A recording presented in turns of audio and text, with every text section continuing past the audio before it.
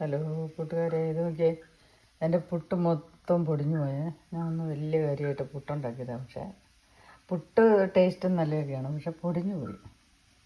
എനിക്കൊന്ന് അതിൻ്റെ കുഴയിൽ എന്ത് കാര്യത്തിനും എൻ്റെ പ്രിപ്പറേഷൻ ശരിയല്ലെങ്കിൽ എന്തെങ്കിലും ഒരു അപാകത വരും. എനിക്കിന്ന് പെട്ടെന്ന് ഞാൻ തിരക്ക് പിടിച്ചുണ്ടാക്കി, ജോലിക്കും പോകാൻ സമയമായി. അപ്പം ഞാൻ ഇച്ചിരി വെള്ളം കുറയോ കൂടും എന്തോ ചെയ്തിട്ടുണ്ട്.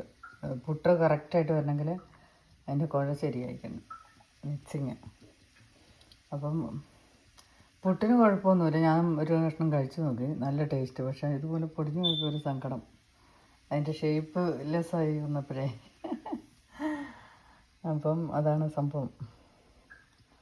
അപ്പോൾ അടുത്ത പ്രാവശ്യം ഉണ്ടാക്കുമ്പോൾ വളരെ ശ്രദ്ധിച്ചുണ്ടാക്കുക. എല്ലാം എന്തേലും കുഞ്ഞ് കെയർലെസ് ആകുമ്പം അതിൻ്റെ അപാകത കാണിക്കുന്നുണ്ടോ, അതാണ് ഇവിടെ സംഭവിച്ചിരിക്കുന്നത്.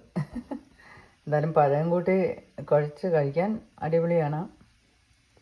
അപ്പോൾ നിങ്ങൾക്ക് വീഡിയോ ഇഷ്ടപ്പെട്ട ലൈക്ക് ചെയ്യുക, ഷെയർ ചെയ്യുക, സബ്സ്ക്രൈബ് ചെയ്യുക. താങ്ക്സ്.